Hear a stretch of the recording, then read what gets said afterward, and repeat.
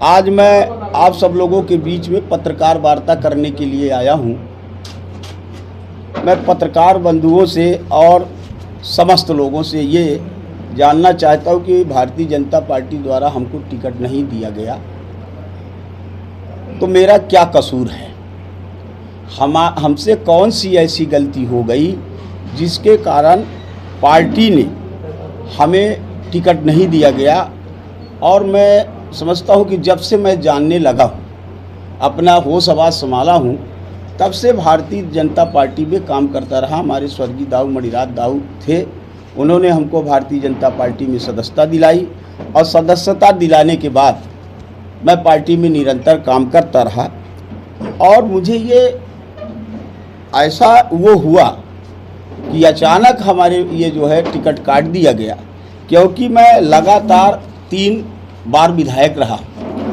हम 98 में हम देवतलाव विधानसभा से निर्वाचित हुए, जबकि उस समय पार्टी में कोई विधायक नहीं चुना जाता था। 98 में जब हम चुन के आए, उसी समय हमारे रमाकांत तिवारी कांग्रेस से सदस्यता ली थी और वो चुन करके आए थे।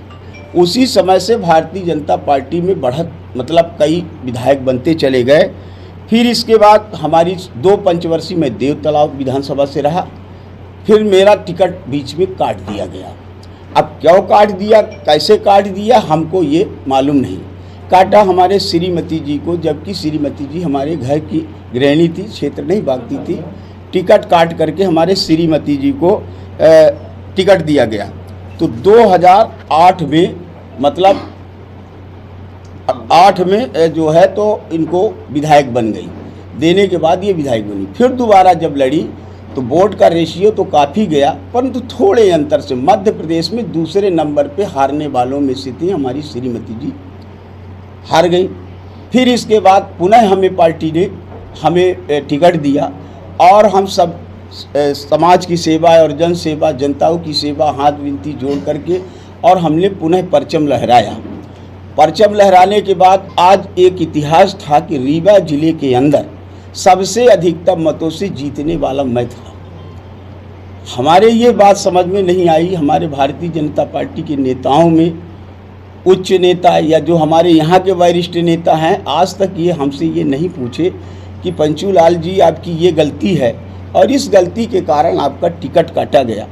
और जिसको दिया गया आप समझिए, मैं 98 से चुनाव लड़ता था देवतलाव से, तो वो उस समय जो था बहुजन समाज पार्टी का एक प्रचारक और कैडर पढ़ाता था। फिर बहुजन समाज पार्टी से तब टिकट नहीं मिली तो वो अपना दल में आए। एक कुशवाहा जी थे, वरिष्ठ नेता थे, उनके साथ आए और जब वो आए तो उनको भी टिकट नहीं मिला। अंतोगत्वा वो बेचारा ख़त्म हो गया। इन्होंने कांग्रेस पे आए।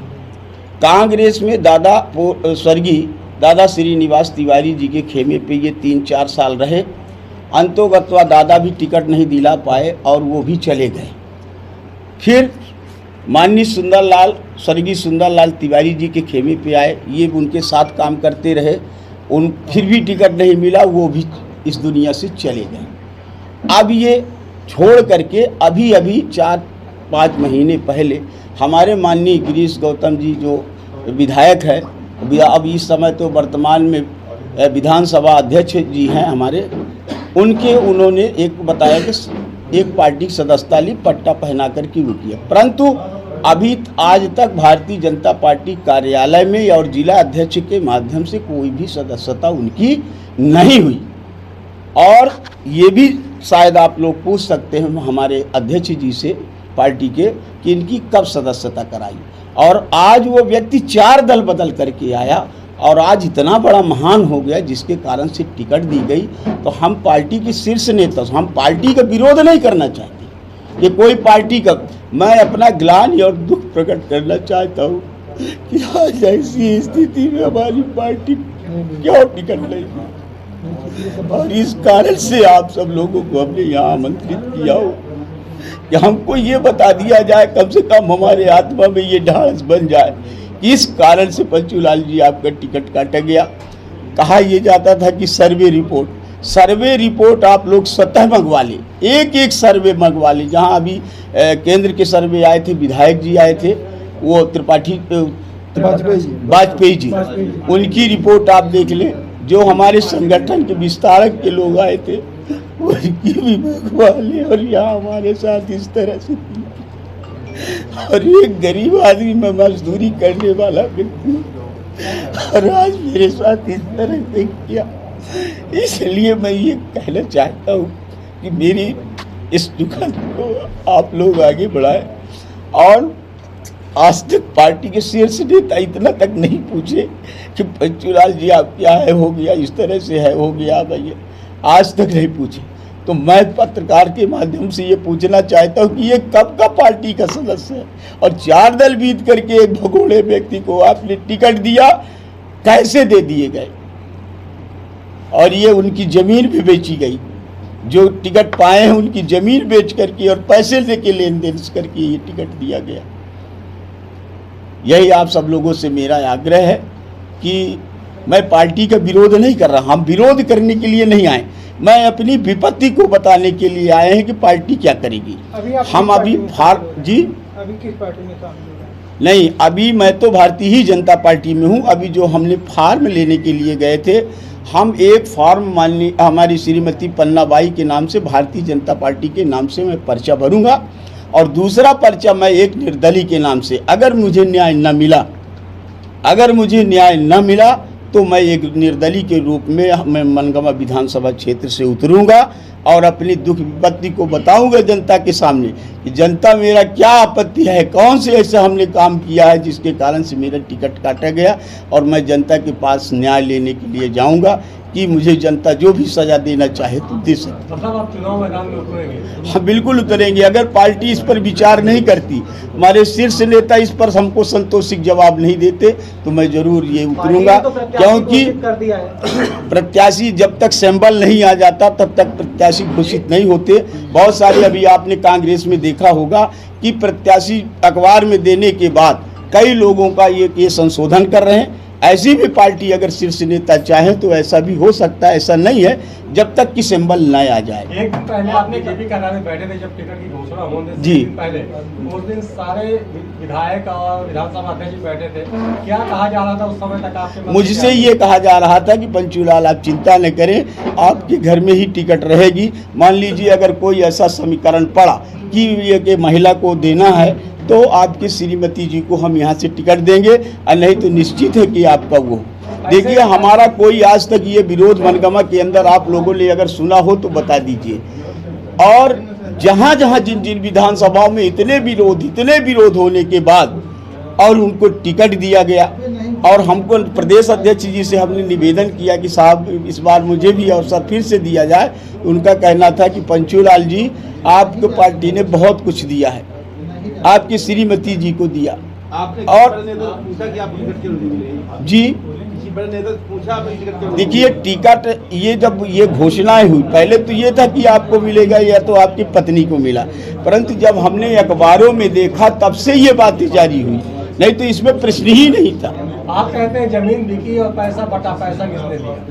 जमीन आप जिनने कैंडिडेट ने ये अभी लड़ने के लिए तैयार है, पता लगा लीजिए कि जमीन बेचे हैं अभी कि नहीं बेचे हैं। पार्टी ने टिकट खुद ही पता चल जाएगा। कितना पैसा दिया जी, कितना टिकट मिला है, कितना पैसा दिया? अब ये पैसा अब ये डायरेक्ट तो नहीं बता सकते इतना, परंतु वो खरीद फरोख्त करके ऐसा काम किया है।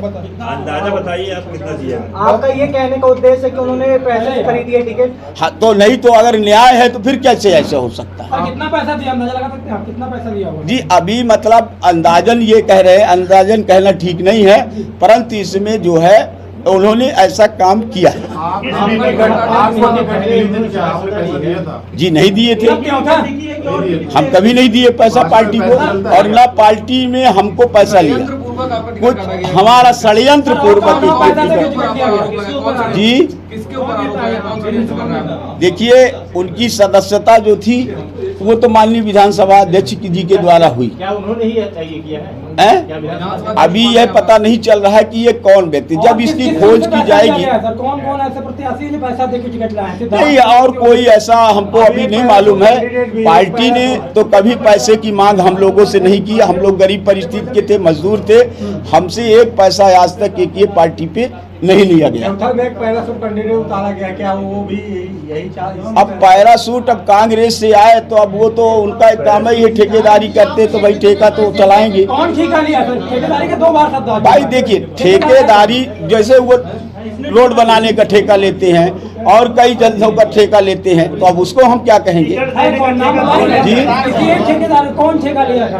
अरे भाई जैसे अभी आया अभय मिश्रा की बात, अभय मिश्रा तो हमने कहा कि वो तो ठेकेदार हैं, वो तो बहुत बड़े ठेकेदार हैं।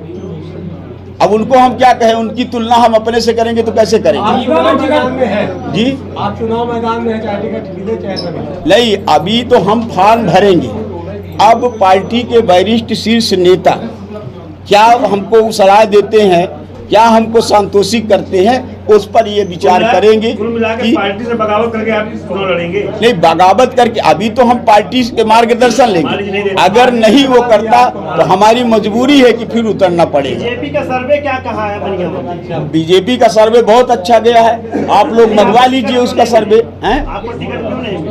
अब वही तो दिक्कत है कि अगर ये कहा जाता, देखिए आज तक हमारे पार्टी में मंडल अध्यक्ष हैं, मंडल अध्यक्षों से आप पूछ लीजिए, मंडल अध्यक्ष कभी ये शिकायत किए हो कि पंचूलाल को टिकट न मिले, या वहाँ के लोग। अब देखिए, षड्यंत्र के तहत किसका शिकायत थोड़ा था नहीं होता, परंतु जितनी भी सर्वे विस्तारक का हमारे यहाँ नियुक्ति किया, विस्तारक ने भी अच्छी रिपोर्टें दिया है, परंतु 2 दिन में सदस्यता लिया और उसको टिकट मिल जाए, ये बड़े आश्चर्य की बात है। विधायक जी, ये कह रहा हूँ कि देव तालाब से आप 2 बार विधायक रहे हैं। हाँ, आपने कभी देव तालाब में हस्तक्षेप नहीं किया, मनगवा में विधायक रहते हैं, जी। लेकिन वर्तमान देव तालाब विधायक लगातार आपके मनगवा को ये कहते रहे ये मेरी सीट है, ये मेरी सीट नहीं, है। वो तो देखिए, वो तो पहले से ही चुनाव लड़ रहे थे आपका मनगवा पद में। छोटा करने के लिए जी। षड्यंत्र तो नहीं था? अब वो हम नहीं कह पाएंगे क्योंकि वो बड़े लोग हैं। सर एक बात साफ कर दीजिए, रीवा में टिकट वितरण को लेकर कौन ठेका लिया है, कौन ठेकेदार है, कितने पैसे लिए जा रहे हैं? कैसे?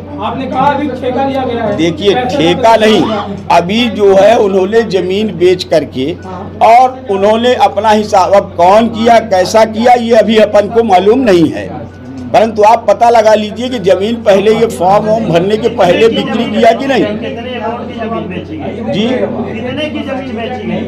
वो तो हमको लग रहा है 40-50 लाख तक की बेची गई जमीन।